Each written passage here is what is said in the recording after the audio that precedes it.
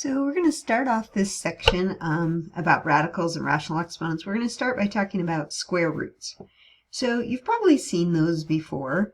So when we have a number, let's say we have the number 4, and we're going to square that. That's squaring 4. So you're taking 4 squared. We talked about that before. It means 4 times 4. So you get 16. So now when we're going the other way, we're talking about, is there some number that if you square it would equal 16? Well, the answer is there is a number that if you square it, you'll get 16.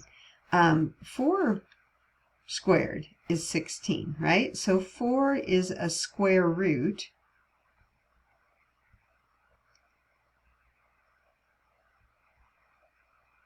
of 16.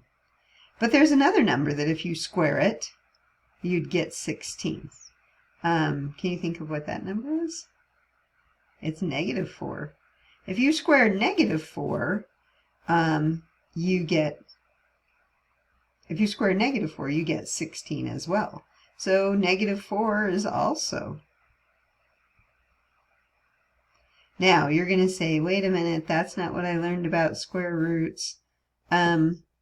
And I'll explain that in just a second. Negative 4 is also a square root of 16. Now, we don't usually say this. I'm just going to say that. But it does fit the pattern right here. Okay, we have a symbol, though, for square roots. So it's that symbol. It looks like kind of a little check with a line over it. And that is the square root symbol. Okay, it's also called a radical.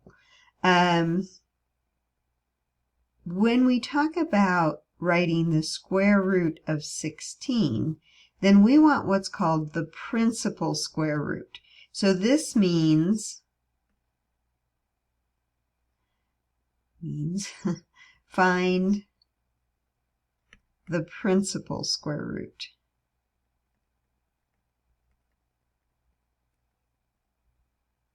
Or the main square root. You could say it that way. Now, the square root of 16 is 4, period. The principal square root is 4, okay? Not negative 4, okay?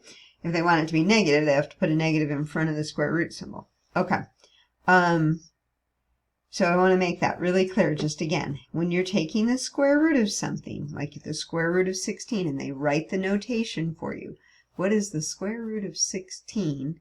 You're going to say that just equals 4. Because you're just looking for the principal square root. So it has to do with notation. We can talk about solving equations like this later on. We'll do that and how that comes into play, how there are 2 answers. But for now, I want you to be sure to understand that when they're using that radical symbol, they have put the radical symbol in the expression.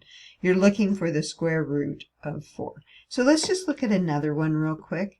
So if I say, what's the square root of 100? I want you to simplify that.